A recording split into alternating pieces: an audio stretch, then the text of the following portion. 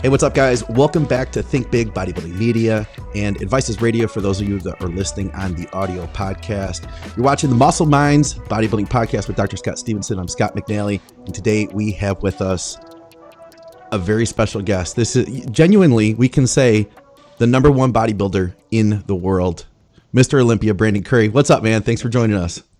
Hey, guys. Listen, still got to get used to that title, man. Sounds good. Yeah.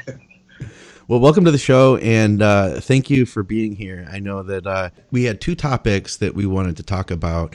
Our second topic, we're going to talk a little bit about bodybuilding and lifting weights, because at the end of the day, I mean, that's what this is all about. And I feel like it's so easy to get wrapped up in, you know, the sport and the politics and the who's placing where and, you know, all of that kind of stuff. But at the end of the day, although, Brandon, you are the number one bodybuilder in the world, you do this because you freaking love lifting weights. And so that's our second topic we're going to go to. But the first topic, and I thought this was interesting, Scott, you were wondering about just how things work over at Oxygen Gym, because it's such a unique setup, what they have over there. What was your question exactly, Scott?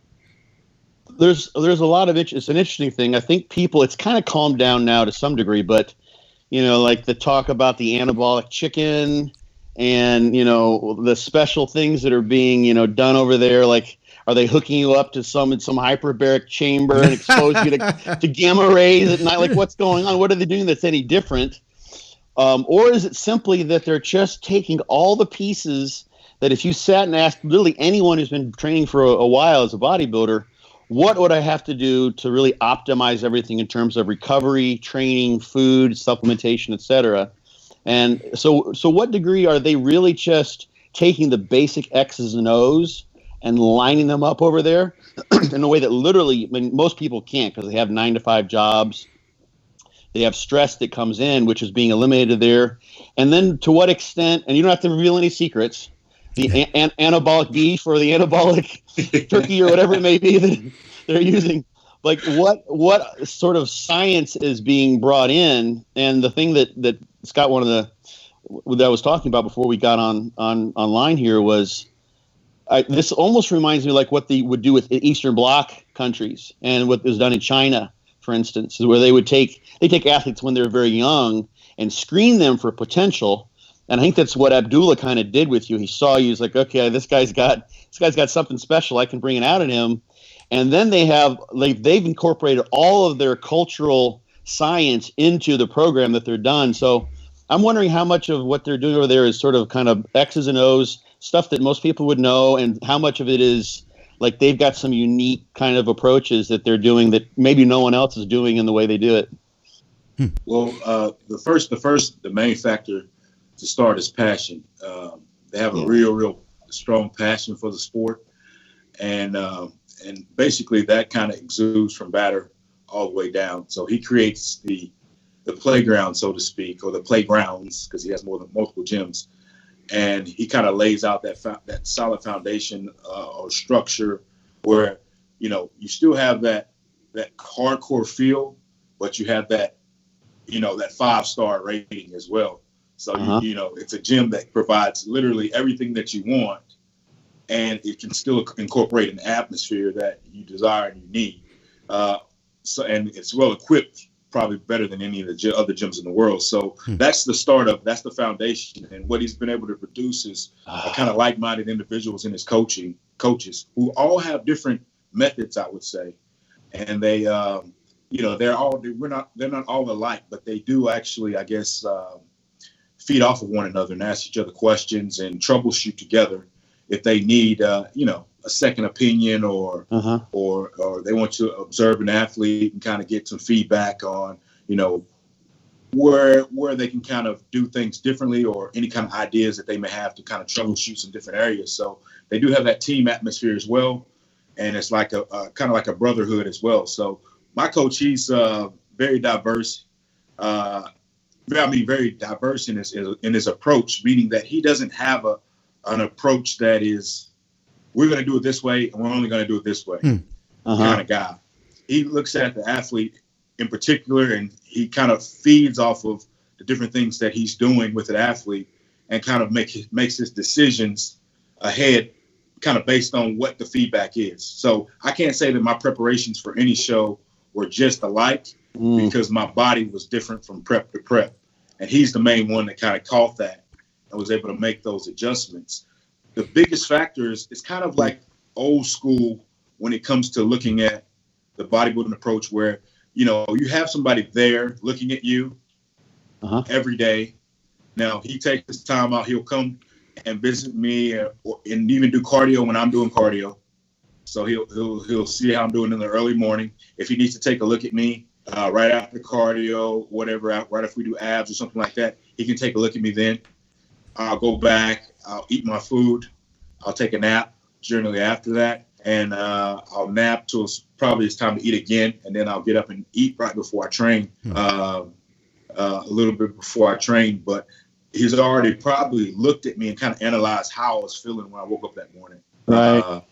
And that goes into the process of when we're about to train, preparation for training. So we'll go to the office, which you have office. We gather there. We'll sit and we'll kind of fill each other out. Maybe have some conversations. Maybe talk about what's going on in the bodybuilding world online, because they're always chatting about the bodybuilding world. It's always arguments about past bodybuilders comparing to who should have won this show, who should have won that show. It's a lot of. I didn't really believe it at first when I got there, how much they talked about bodybuilding. Yeah. I just thought maybe just because I was around, they wanted to talk about bodybuilding. But then I would walk into the office at different times, and they're arguing about bodybuilding. I'm like, I haven't even been here, and they're still arguing and discussing bodybuilding. So these guys discuss bodybuilding all the time. That's cool. Like, it's the number one subject, I think, over anything else.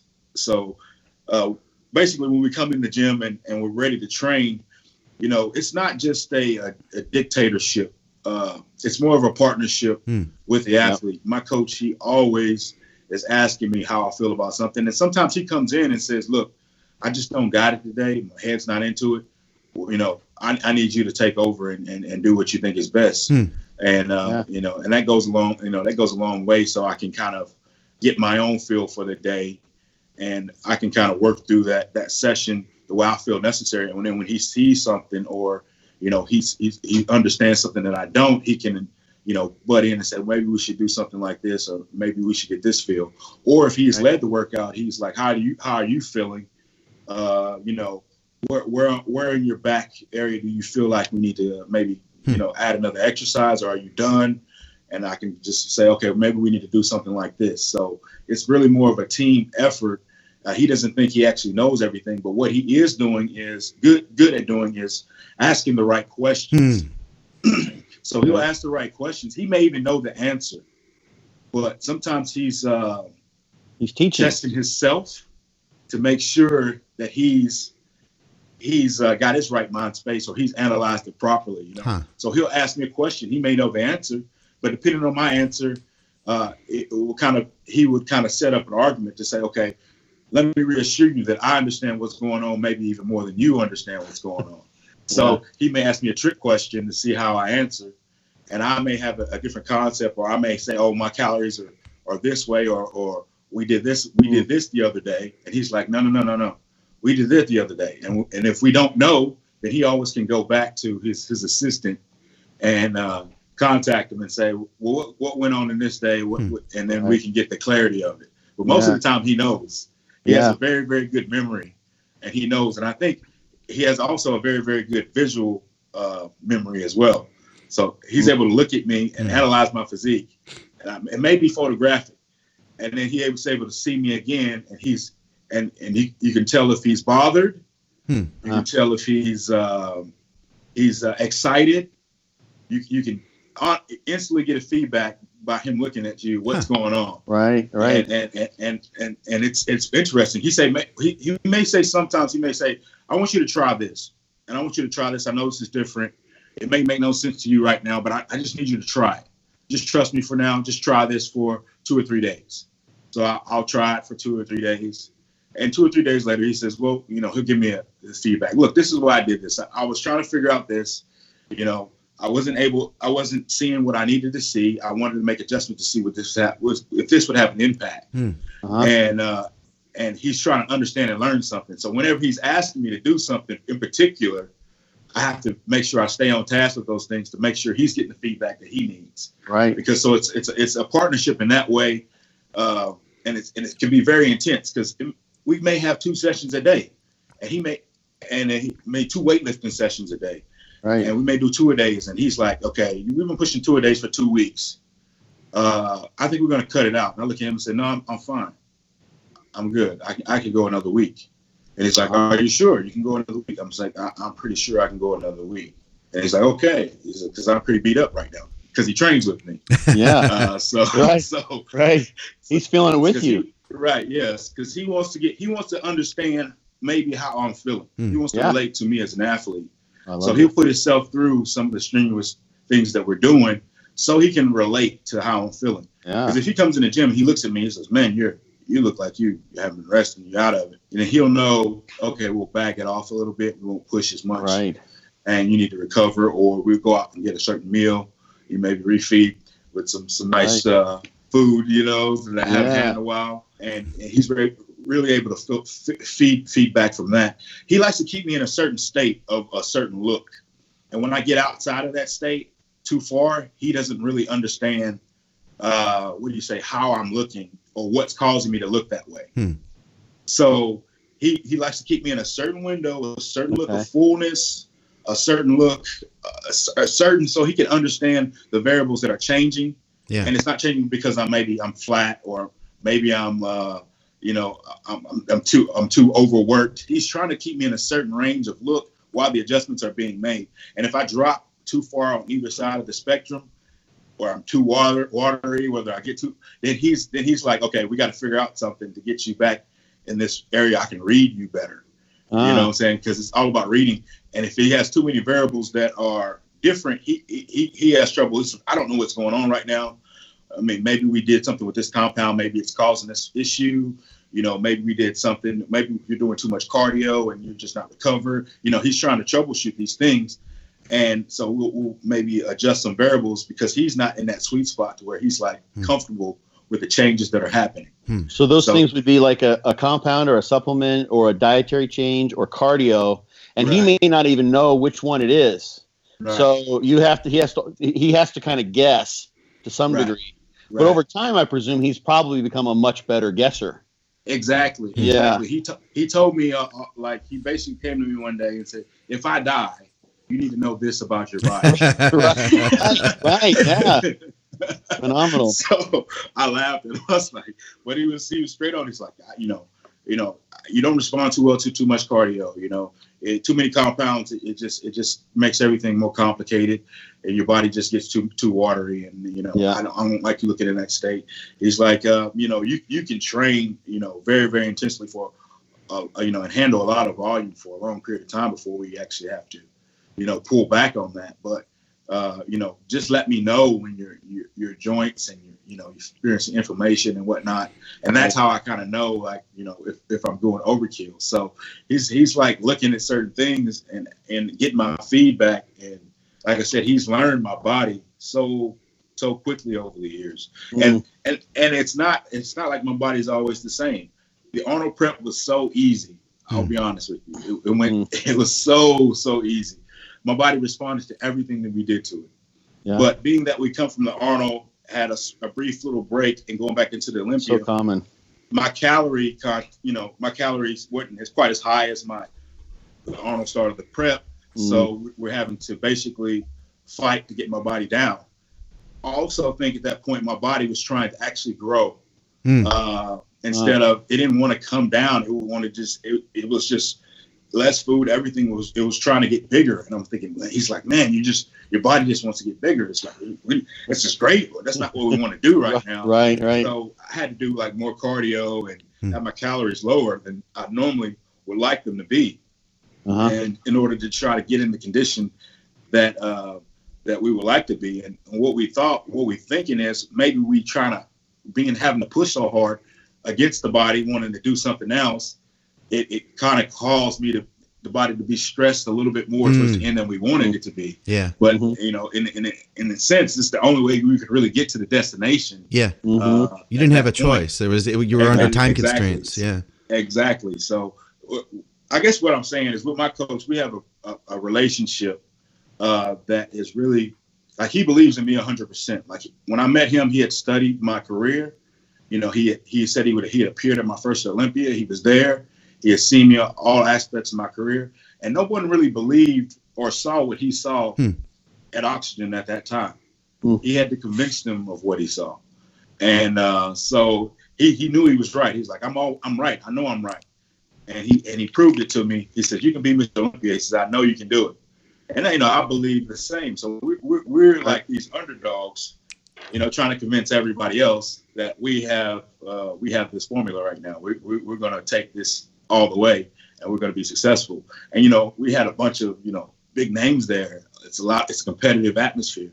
And you know, even though it's competitive, we're all friends, but that competitive atmosphere is a great atmosphere to be in as well. Oh, yeah. I think that's what makes the gym also a very, very great place to be because, you know, you have Nathan, you have Rolly, you have Big Ramy in there, you know, and then you have all these other guys that are in the region making hungry amateurs or even visiting that come in and, you know, they're impressive.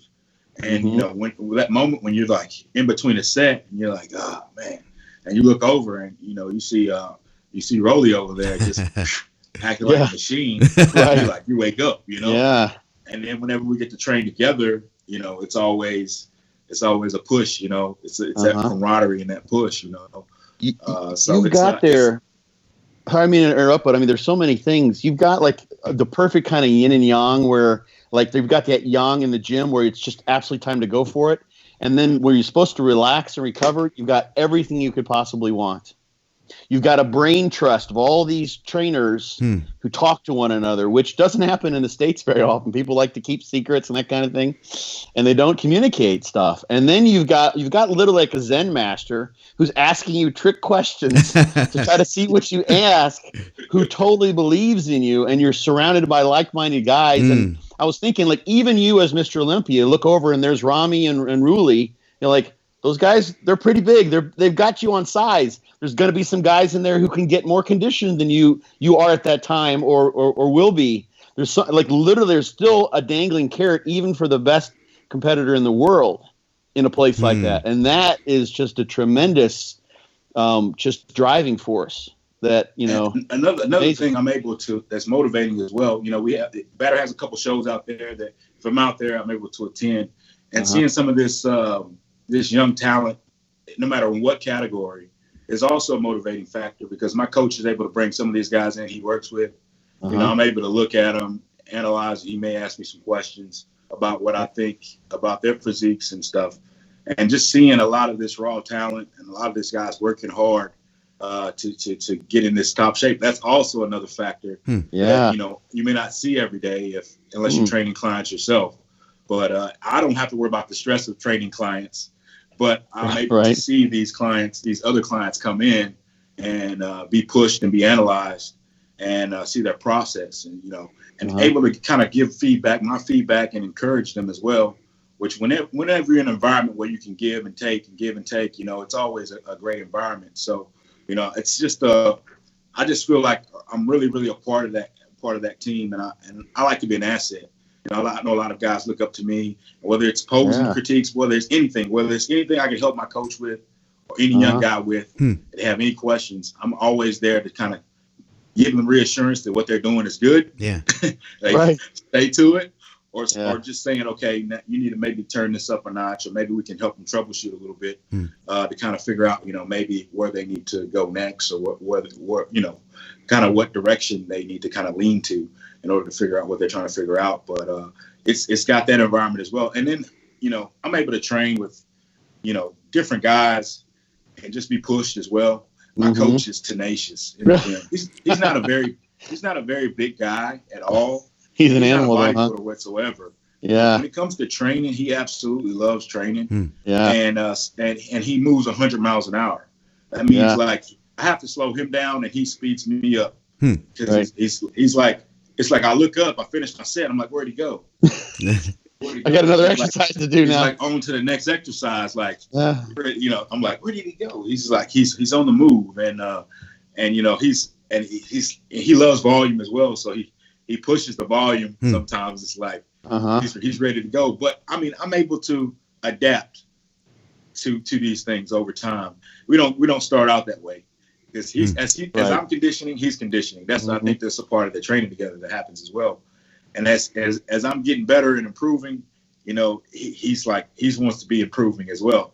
You know, his cardiovascular shape is way better than mine. I mean, this guy will do 2 hours of cardio just for no reason. You know, like he's getting ready for a contest, just for fun in the morning. So he's got a very, very tenacious fighter attitude in him.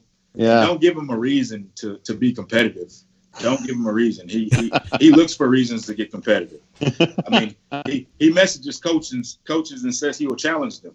And they block him like he's just trying to get really like in the gym, like come train with me, I want to bury you type of thing. Well, no, like my athlete versus your athlete. Oh, right, you know, right. Like let's see, let's just a challenge for me. Let's see who can do this, you know. And you know, athletes. I mean, some coaches they don't understand that personality he has. They may get offended by it and you block him or something. But he's just he's just a competitive person, man. Yeah. It sounds like there's like, I mean, the one thing that, you know, that probably people thought was like, so have you like defected now? Like you've gone to the Middle East and like, is there some sort of a country type of animosity? It sounds like there's none of that. It's like literally, this is just like bodybuilders haven. Yeah. We don't care what color you are, what language you speak, you know, what you look like, as long as you're big and you're a monster as a bodybuilder. We just love bodybuilding. So everyone come to the Mecca. Come one, come all, and we're going to kick ass and do as best we possibly can. And that's a perfect atmosphere there, because literally if it's a time to like go in the gym, like, all right, we're going to do 5-step drop sets on the squat. That's what we're going to start off with. You're like, okay, let's go for it. And like everyone turns it on. And then if you come in on a day and you're like, you know what, I think I need to take a day off. They'll be like, that's smart bodybuilding too. And no one's going to be there. They know you're not wussing out. You're not being a puss about it. And they accept that because there's also an intellectual characteristic to the atmosphere there too. And that's a nice combination because, you know, I have the tendency to do kind of what your coach does. If I could just train all day long, I would. If that would make me better, I would do it. But that doesn't help. That's too much. So having a good balance like that is perfect. So that helps a lot. It tells me what I wanted to know about why things work so well over there, because it's opening, you know, it's everyone, they want you there. I'll talk about the facility in general. You know, we have like a spa area, pools, sub-zero tubs, saunas, steam rooms, jacuzzis. And of course we get massage therapy at least once a week, in the facility there. So as far as recovery, we have all that together. There's a nice cafe in the gym as well, where they recently changed the menu when the last time I was there. And, you know, you can get anything, steak, chicken, shrimp, you know, you can get all kind of meats, potatoes, you know, sushi? All bodybuilding foods, pastas. Sushi? I mean, sushi, no sushi there. There's a sushi restaurant in walking distance. Okay, all right. There's a sushi restaurant right in walking distance. And Batter has a restaurant in walking distance as well, where I normally get my steaks. I can only get my steaks at, because they do real nice steaks. And everything is measured by the gram. That's right. Cool. A lot of these restaurants around the gym, you can get things measured by the gram, because they have a lot of health food restaurants in the community as well that compete with one another. So, I mean, it's nothing like going to a restaurant. You think, oh, this is a nice restaurant. They say, how much do you want? You're like, and you tell them the amounts that you want. It's like perfect. So it's that's offered there as well. And let's see. Yeah, the staff. I will say this: the staff is an incredible staff. They have like maintenance staff or cleanup staff, and these guys will take weights for you. They'll help you with a drop set and take them off. No kidding. They have trainers on the floor that do the same. They'll spot you. They'll load weights on them. If I'm tired one day and I don't feel like moving anything, I can sit on the bench in the free weight room and ask a guy to grab me some like 150 pound dumbbells, and they'll roll them over and bring them to me. And I can leave them there and they'll put them up.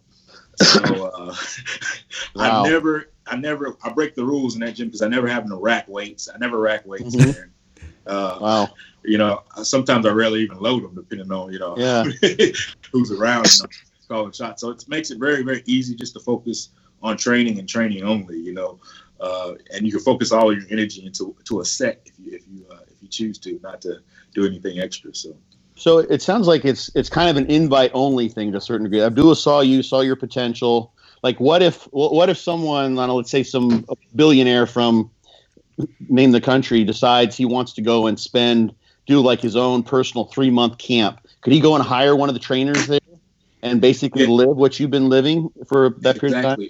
Exactly. I mean, if you look at how Nathan came to the gym, Nathan just came from the UK to Kuwait. He found him a place to stay, and he started coming to the gym, and gotcha. He just came to the gym, and he was trying to work with Oscar at the time, and he finally got able to work with him, and then he was finally welcomed onto the team. He actually, I guess, made an impression enough to where they invited him. Right, he worked his way in. Yeah, it's smart. Right.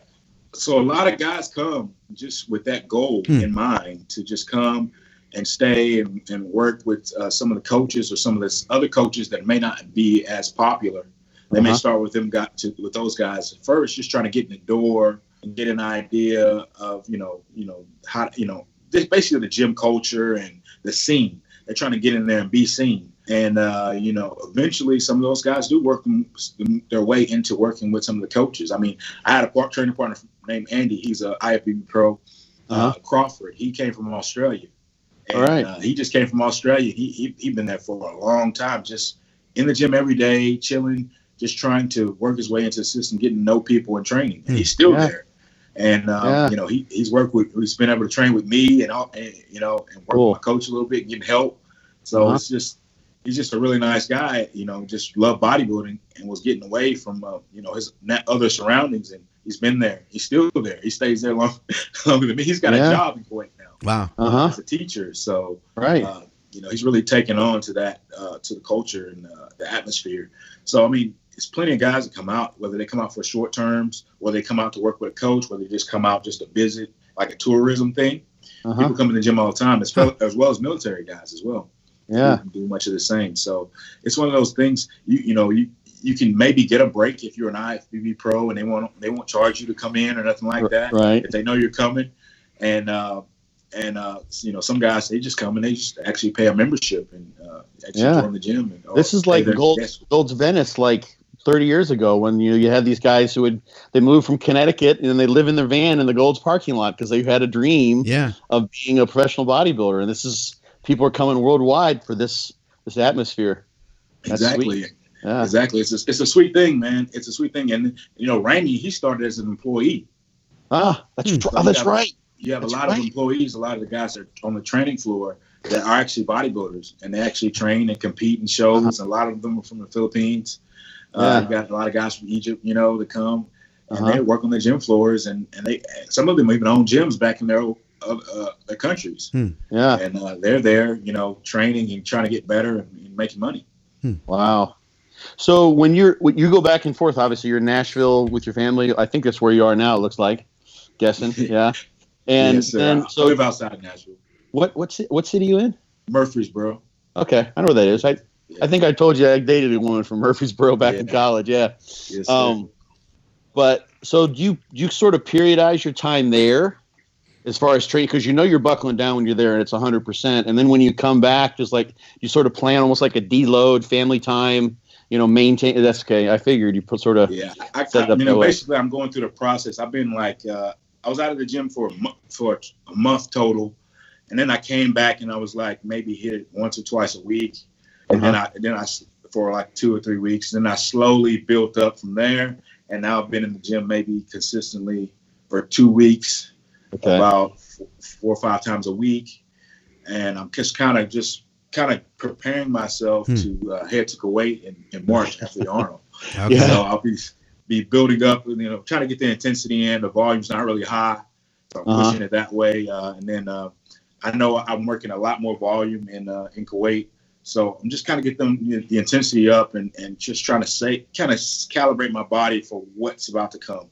I don't want to go all there first because I know I'm gonna have to make that adjustment. Yeah. But I want to kind of prepare myself strength wise, make sure I'm healthy, making sure, I'm getting the best contractions, everything's feeling good. I'm really focused on the training. And then I'm also making sure I'm already working on some of my weaknesses or some of those things I want to bring up. So, I just train legs probably anytime they feel fresh, no matter what the split is catering to. And I just throw those in on any day that I feel that they recovered. And then, I train chests and biceps, back in triceps, and then shoulders in that rotation. And then legs will be thrown in any day. Interesting. They feel fresh. And that's how I've basically been doing it. I was able to train with Charles Glass this past weekend. Oh, cool. We train hamstrings with Dexter Jackson and shoulders with I brought a buddy up there. Me and Charles trained shoulders the last day I was there. And I got to tell you, man, Charles is he's a wizard. He's a special guy in the gym. He's a special guy in the gym. It's so simple, the things that he does, but the way he's able to map out your training and sequence the exercises and then kind of read your body and kind of feeling for activation or misactivation and adjustments. All right. He's really, really good on that. He knows I'm coming in there to learn, and I can just see him getting a kick out of that. I'm just trying to take it all in. I'm trying to, figure out what the master's trying to show me. So I had that experience in Venice as well this past weekend. So that's kind of helped me get back into it, getting really motivated for the season. And after seeing these guys on stage at the Arnold, it's going to be game time. I'll be in Kuwait for about 6 weeks after that. And it'll be a full all season before I come back and prepare for the baby to come. Right on. Do they sort of basically, it sounds like volume is kind of like the main mindset there, like old school, quote unquote, bro split, the way most pro bodybuilders train with a high volume approach. Is there anyone there who does a lower volume approach or a higher frequency approach? Or is anyone like among the sort of the cluster trainers there? Or does everyone sort of train as hard as you can and we'll get away with as much volume as we possibly can? I think most guys more, they'll lean more towards the volume, because the athletes that are coming in there, for the most part, are guys that can handle it. Workhorses, can handle the abuse and still recover. But no one there, especially in particular, is sold on anything. There's some coaches there that I know do things a lot differently, and they experiment based on the things that they educate themselves on with different athletes. So a lot of times it's a place where guys or coaches are kind of really experimenting with some of the younger guys.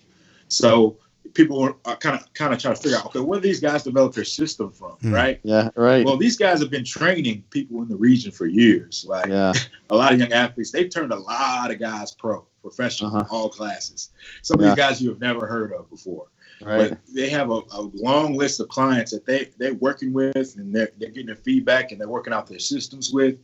And, some of these guys are, they're very different from one another. So they've been getting a lot of feedback through the experience that they've had with these different clients and different people coming up in the region that come there just specifically for training. So I don't think they treat everybody the same, of course. Right. But the guys that come in there with, high profile, they pretty much know, that we can take, where we are, what we can take. And they'll push us to the extent of what we can take. And then if we need to, back off, or, we need that to be refreshed and need treat, whatever it may be, then that's incorporated. But they're there to push us beyond where we'll push ourselves. My first experience was I go there and I'm getting on the machine, I'm doing my exercise. He's like 12 reps. I'm like, cool, 12 reps is good. And then after 12 reps, come on, 3 more. Come on, 4 more. I'm like, what the? So, at the end of the day, I'm like, everything is like 20 rep sets. Okay. And I'm thinking, wow. I mean, and every time he says a number, then I just ignore it, because I know he's working off me. He's not working off that. You're not tricking with that one. I learned that one day one. Yeah. He's not working off the number. He's working off me. So I had to get used to just making sure that I'm giving him everything he wanted me to give him. And then, and then challenging him and saying, I'm not mentally, I'm not going to submit to this. I got more. You can give it to me, I'll take more. You can tell me when to stop, and that's how the mindset that I had to have going into the gym there, because I knew that his goal was to get the most out of me. And then sometimes he's like, no, Brandon, no, that's enough. That's enough. That's good. Yeah. And that's why I know that, okay, he's reading something that he wants to see from me. Maybe he doesn't like how I'm performing after that point. as far as the reps that I'm doing. Maybe he thinks the quality is going down, but he's trying to protect me, and he sees something I don't, so I listen to him. What was your most brutal workout there? Is there one that like stands out, or a couple like that was just epic? Like brutal, man. Yeah, like so there are too many, or give us like creating a generic example if you can of the kind of stuff that they would have you do. We talked about on Monday. Scott and I recorded and the whole theme of the talk was about the mind really being the thing that limits what we can get out of the gym. It's like basically your brain, and like what we just talked about how Tom Platz would do that with people. And five more, and he was three more. That's why we were both smiling when you started saying that. But was there a workout where you just were like, I can't even believe I survived that? Well, the worst workouts are the ones that are turning to be different than anything you've been doing at that point. And sometimes, like, my coach will throw in something like, okay, we're going to do some giant sets today. And traditionally, we don't do giant sets traditionally. And he throws those suckers in there, and it's like, you just get smashed. And it's like, and it's like, he doesn't, I don't think he really he gets so excited about doing it. He's not really calibrated for the volume. So next thing you know, with these giants, that your volume has got ridiculous. I bet. You need to unsubscribe him from the Milo Sarcev videos on YouTube. Maybe that's what. I don't think he doesn't really follow Milos like that. Okay. I already know, but I just think at that time he's like at that time I'm thinking he's like, I like this piece and I like this piece. They're close together. And that piece, right. And we're gonna do a little bit of both of them today. And man, and the next day he's gonna tell you, he's like, you feel that? I'm toasted. I don't want to. He's complaining just as much as you are. Right. But it's like that. And I think sometimes when we have like one of those, like, let's say we have a workout where we squat and front squat. We of course we leg press, the hack squat, and then maybe we'll do. After you think you're smashed, we do like walking lunges down this horrible long hallway. Oxygen gym. The hallway of hell. And then he wants to add weight, and I'm thinking, and he's got this cardiovascular endurance that he's been working on that is amazing, and he's lighter than me. Yeah. So he's going and going like the Energizer Bunny. Mm-hmm. Even though he's trash, he's just loving it. And he keeps going and going and I'm like, man, I don't know if I'm just going to collapse, Mm-hmm. And it's just like, I don't know if I'm going to collapse. And then next thing you know, your legs are giving way and you're barely even making it. And you have to dump the extra weight that's on you and you're just trying to finish. And then we basically sit there after it's over for at least about, I say he sits there maybe 5 minutes and I'm there for like 10, maybe 15 minutes because he'll pop up and say, hey, all right, I got to go. And I'm like, I'm not going anywhere. Like, no, I can't go anywhere right now. I'll just relax. Yeah. And then I'll make it down to the office eventually and I'll go to the couch in the office and I'll just be chilling. And sometimes I'll sit in the office and people come in and out. I'm still sitting there and I'm just like, and they're like, you still in here? I'm like, yeah, I'm just zombied out right now. I don't want to go anywhere. So I know that one. Those occasions where I'm just in the office and everybody's coming in and out, checking on coaches in there, saying what's up. And they're like, man, you're still here? I'm like, yeah, I'm still here. Maybe sipping on my post workout or whatever it may be. Right. Trying to make sure, let my stomach calm down enough where I can go eat. Yeah. So I mean, a lot of those things are brutal. I mean, I think the most brutal time was also when we were doing the 2 days. We probably had the Ronnie Coleman style split. Yeah. That's a brutal split. For three, I think we ended up doing it. I pushed it another week. So I think 4 weeks we did that split. And by the end of that, I went on a trip after that. So I know I wasn't going to be at the gym. So I was like, I'm going to get a break. But pushing it to that 4th week, it was really, really rough. It was really, really rough. When my coach questions whether we should still do it, I know it's getting rough.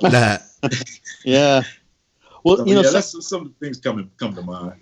Those are those things too. Like there's a methodical approach, and you can plan things out and have some X's and O's that you're planning on, working through in the workout. But then there's just some days, if you're trying to achieve extraordinary results, you've got to do extraordinary shit. And some days you're like, okay, we're just going to like those 3 machines. Hell, we're doing all 6. We're doing the whole row. We're going to do a giant set 10 and you just do it. And that kind of it creates a mentality that then carries over and literally almost nothing seems impossible. Right. And, if you can see it in your mind's eye, then you can manifest it in your body, I think. Right. And they realize that there. And obviously you realize that and your trainer does. So yeah, I like that. I'm like, oh no, let's not do that again. But I'm down for anything, At the end of the day, I'm a sucker for the punishment. Yeah, right. And some of the guys that come there, I won't say any names though. Some of the guys that come there, I think have been kind of shocked about, the training. And my coach is not very, very nice. If you can't keep up, he'll call you a baby. Yeah. He'll right. He'll make fun of you a little bit if you can't keep up. If you need too much rest between sets, or you laying on the floor, he'll take pictures of you. He'll mess with you. So he'll shoot you in the ego if you come in there not prepared and not ready to work. But he also will look at that person and say they're just sandbagging a little bit. I mean, if someone is literally their constitution isn't set up to handle that kind of volume, and it seems like this is a thought that I had. It seems like you've seen and they've seen there that literally there's kind of a spectrum where the bigger guys, the more impressive guys, the guys with the best genetics, the best bodybuilders can handle more volume, and the less genetically gifted, smaller guys cannot. That's sort of like the way that they've seen it. So they know you see a top-notch, like Nathan comes in, Nathan's going to be able to handle a massive workload. But it sounds like with a guy like who's not, hanging very well, your coach still is paying attention. It's like, okay, I know eventually this guy, maybe he just can't handle this, and it would be silly to push. That wouldn't behoove the guy. He's not going to make any progress. He'll just backslide. So he's cool about it too. But he'll mess with him. I think he knows when guys are not giving it. He senses when they're not giving it up, and they're proceeding with caution. And he's like, trust me, I'm not gonna push you beyond where I don't think you can go. Right. So just go with me here, and trust me, and you'll be okay. But some of the guys, it's that mentality that they're trying to preserve themselves in fear of reaching some place that they don't think they can go. That I think he senses, and I can see it. I know what he's doing. And I know how hard it is. I'm thinking, okay, I've been there. I've had to climb this ladder to where I am right now. So I've been at the state that you're in. I know what it feels like, but you'll never get to this place if you don't continue just to put your head down and kind of grind it out. You'll never know what that's going to feel like, because I said, he's not pushing you at the level that we are. He's pushing you at the level that you are. But he's going to push you no matter what. So just get used to it. Right. Yeah. Just get used to it. I mean, we got some guys that are fairly known, that guys know they won't train with my coach. They think he's crazy. They think he's crazy. They do. Yeah. Yeah.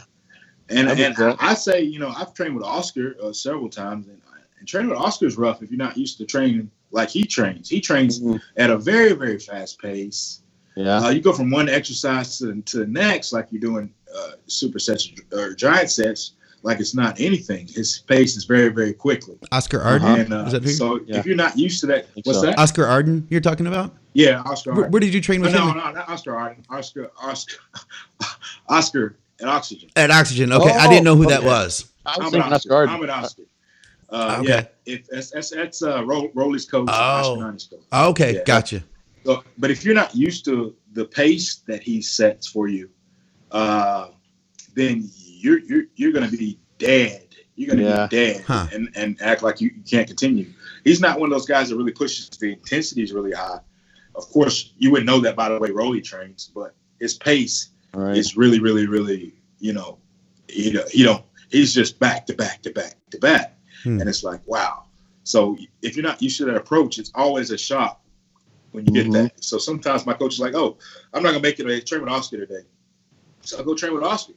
And I know what I'm going to get. It's going to be different. It's going to be a different shock to me. But Oscar knows I'm going to push just as hard as anything. I'm going to try to conquer this workout no matter what he throws at me. So it's a good change up to have the diversity there too. those guys who come, the new guys who come in, who maybe, they're not used to the pace or the volume, and maybe they kind of sandbag. I bet they learn pretty quickly that they've got an hour and a half, 2-hour workout, and they've got 22 hours to recover, and they better make damn sure they recover, because it's not going to get easier the next day. So that's the thing I think that people don't necessarily realize is that, especially if you got a regular job and you got like if you work a manual labor type job, you've got those other hours where you're not recovering. But in a place like Oxygen, you've got nothing to do but get ready for the next battle the following day or later that day. And you can recover if you put everything into it like that, I think. And that's the thing. It's like, I have a scheduled nap, of course, after cardio. Right. But the next nap is never scheduled. Sometimes, I just need it after the workout. Maybe a couple hours I'll eat and I'll just crash, and, I'll wake up and finish my meal. So my daily schedule a lot of times is, I don't go to bed till like 3 a.m. Or maybe even after a lot of times. Just getting all my meals in. But that's only because I break my rest up into segments. So I'll sleep maybe 4 hours, get up, do my cardio, sleep another couple hours, 2 or 3 hours, you know what I'm saying? So it's like, and the culture there, they stay up like a lot later. Really? So I may be out with the guys. I may be hanging out with Batter and some of the guys at the restaurant. We'll be talking, eating some food or whatever it may be.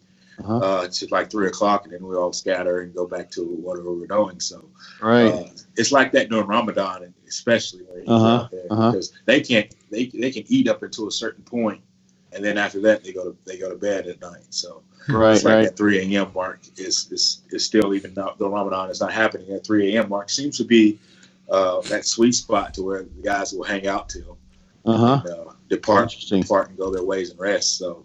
It's interesting, but it's like a routine that's so different than what I would normally do. But I have so much other freedom to do what I need to do that it kind of works out. It works out perfectly, and I'm like, and it works out with my family as well, because in those wee hours of the morning, I can talk with them as they're preparing. Oh, that's right. That works really well. Yeah. So the kids, I can actually send the kids off to bed. Well, I'm up that early in the morning, so it works out pretty cool. Guys, sounds like it's. Go ahead. I was going to say we're coming close to the end of the hour here, but I wanted to ask one thing though. Was everything we've talked about here today, how does your training now compare to, say, 10, 11 years ago, like 2009, 2010? What have you learned, in these last couple of years? That because you were arguably a great bodybuilder, you managed to turn pro, right? And you were fantastic, at that level. But I feel like the way I look at it is that we're always learning. That what I thought was like my best possible bodybuilding 2 years ago is different than it is today. So compared to about a decade ago, what do you think is better now about your system? Well, before I started off as a performance-oriented guy. Everything was about performance, how much I lived, how strong I was, basically that's how I performed them. And then I got into bodybuilding more or less, and then I started focusing on more of the contraction, how I can, what I felt in the muscle, what the feedback was. But, I did a lot of research, and eventually when I went to Oxygen, it kind of, you kind of move through certain phases throughout your bodybuilding experience. Yeah. I realized that when I got to Oxygen, I was different in a way. The traditional bodybuilding approach we say is a lot for like the genetically gifted or whatnot. Like, it may not be the ideal approach for everyone, but, these guys can seem to grow from this and these kind of volumes and maybe not as much frequency and just kind of trash the muscle and still be able to recover. I figured out that is exactly who I am. I'm one of those guys that you can say, oh, this is a traditional bodybuilding thing, and I could follow that and I could get everything out of that. When along the way, I'd experimented with several different methods of training just to kind of, get a feel and learn. And be able to analyze things and kind of learn through the experience and seeing what I like. Because, I like variability a lot, of course, but I always like learning, Yeah. and it's what's new. But when I got down to it, and I got to oxygen, it's like, how much can I take? How much abuse can I take? They let me find that line. Nice. And still recover. And before that, I may have been like, okay, I know I gotta, I know I just can't expect to beat my body up like this every day and continue to grow. Well, maybe I'll change that a little bit. Maybe I could have reached a little bit deeper in that tank and continue to grow. Maybe I couldn't. Maybe I couldn't because of the lifestyle that I led. Maybe didn't cater to be recovering that way. Where in isolation I can, take my focus and recover. Yeah. So that's what I kind of realized about my training. It's like if I'm in the right environment, I can take a lot of abuse. I mean, and still be fine. Like, it's like overtraining can be far, far away from me. Matter of fact, there's people that train with us that I have to know. I learn from them how much is a lot. Not from what I'm doing, but from how they're responding to what we're doing. So they're like, bro, I can't train with you for the next 2 workouts because I'm just trash, but I'll be in here for another one. So they'll come train with us, and they'll take their necessary breaks that they need to be able to function the way they think they should function. Wow. But me, I'm just like, I'm gun ho all the way through taking this abuse. Yeah. And I didn't, when I came up, I like to train hard. I like to push myself, but it would always be that, okay, those times when I'm like, okay, maybe I need to be more like, maybe normal. Maybe I need to, evaluate these things a little bit more. Maybe I'm doing too much. Maybe, and it got to that point sometimes where I'll question, oh man, too much. Maybe I'm going too hard. Maybe, and some of that stuff may have stemmed from like maybe not having the right environment, maybe not having the calories where I needed to be, maybe not, because I've done a lot of weird things. I remember that year I went keto most of the year, and I was trying to train and really just get myself in condition and suffer like I never suffered before, and it didn't really result in much benefit as far as the bodybuilding stage was concerned. But I did learn a lot about that process of experimenting with the mental clarity and being able to push myself with such low carbohydrate, and then having what the body looked like kind of flat. And I learned a lot of things about that. And but it was just kind of like, how much can I really take? And is it going to benefit me? Well, some things you can push, and then some things you really can't push. Before they're contradictory. And one of those things I can really, really push is training. But one of those things I have to really push when I push training is my diet and my nutrition, because I can't push training without that. Yep. But when I do push the training like extreme, then my carbohydrate intake can be very, very excessive if my body's running on all cylinders. Yeah. Now, if I had like this past year where I was like, the Arnold was like that example, man, diet on really, really high carbohydrates, training is really extremely crazy. How high? And then going into the Olympia, it wasn't quite like that, because having those calories come down and not really come up as high. I wasn't able to really manipulate that in the same fashion, because I didn't have the window to do it, the time frame to do it. So, but normally, if I can have that window where I'm just eating a lot, taking a lot of carbs, and just get busted in the gym, that's ideal. That could be an ideal situation for me, because apparently I'm not really carb sensitive, and I can still diet on a lot of carbohydrates in a normal condition, I say optimal condition. But it's like I didn't really realize how many carbs I could take in when I was coming up before I went to Oxygen Gym. I didn't really realize it about myself. I would try to play the conservative, more low carb approach, and trying to get in really, really conditioned. But like my coach kind of said, when I lose fullness, when I lose too much fullness, it's hard for him to tell what he's reading on me. So I have to maintain some form of fullness. I can't be totally flat, because he gets confused about what he's reading from that. Yeah. What the variables are that, okay, is he watery or is he flat? It's like this big question.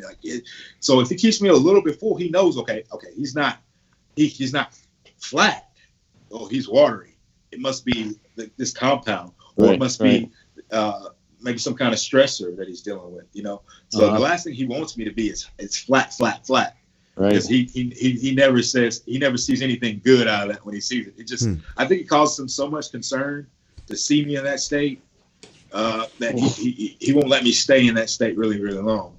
Maybe he'll predict that state, say, okay, I won't have you on this low amount of carbs in this many days, and you should get to that worry point when I'm looking at you and worry about you in 3 days. Yeah. And then I know I can put it back in and pull you right back out, of course. But if I'm looking a certain way and he hasn't really defined the reason that I'm looking that way because he hasn't put enough food in me, or he's thinking he's putting enough food in me, but it may not be enough. I'm running through everything. Then he has to play with those variables to make sure he gets me at that baseline look that he likes to see. Not over full, not flat at all, but that baseline look that he likes to see, where I'm still when I'm training, I'm getting a good pump. I'm holding a pump. I'm not just getting a pump and then it goes away in the middle of workout. He wants to know all those things because it really dictates how much fuel he can put into me. In the occasion where leading into Olympia, I was just full and staying full and volumized on a lot less. And he was like, "This is not, you know, your body's doing something that, you know, I'm not feeding. I'm not really reading it like it normally would. Yeah. So we have to, you know, manipulate things to get it to go in the direction that we want it to go. But it's still resisting in a direction that it wants to go. Yeah. So it's like I'm looking at myself. I'm like, man. He's like, oh, yeah, you're looking bigger. I'm like, how are we looking bigger? I don't know how we're looking bigger. Let's play. I don't want to drop any more calories. Put some more cardio in. And then it's okay. Now, we're getting a little response. Maybe we'll drop a little more calories. And then it's just okay. And if I'm ever getting concerned, I can always feed you up a couple of days and say, okay, we'll pull out of this if we go too low. But it's like the way my body was responding then, it was like totally different than what we've ever dealt with. So we had to just use totally different methods than what we were used to reading. Yeah. I'd heard, so, you know, there were a lot of people last year that had said, like, well, he did really good at the Arnold. People have a hard time doing the same repeat then at the Olympia, you know, in the same year. So you have this year, this is going to be a whole different ball game now because there is no Arnold. You're going to be heading out after March, right? And then, so this is going to be right after 6 months. What is that? Six months till the Olympia then? Something like that? Yeah. I'll be out there for 6 to 8 weeks. Okay. This off season. Oh, okay. I'll come back. Okay. I'll take a little bit more downtime. I'll maintain. I have another gym opening then. Nice. And hopefully in May. So I'll have a gym here in Murfreesboro that has basically all the things I want in it. Nice. And I'll be playing there until the baby comes, and then after the baby comes, I'll be back to Kuwait. So. Okay. Will the gym be open before May, or is it opening in May? This one the goal is May. May. We have one open last week in Franklin, Tennessee. Okay. Where that is? It's the grand opening is actually this week. John Meadows will be in town this weekend. All right, cool. Chris Bumstead, Steve Kluko, cool. Lucky or what's his Ferguson, the physique competitor. Andre Ferguson. Oh yeah. Gotcha. Yeah, that's it. So we have Mark Lobiner also be in town. So they're going to do the event and for the grand opening, which is the first of this gym that just opened. So what's the name of the gym? That. Carbon Culture. Okay. Yeah. I'm gonna be in the Nashville area the week before the Arnold, so I'm gonna go. I'll try to get over to Franklin to Carbon. Yeah, it's in Franklin. We had Chris Geffen come in town this past week. He trained there. That's cool. Because he's made my partner. My partner is Armada Nutrition. I don't know if you see that.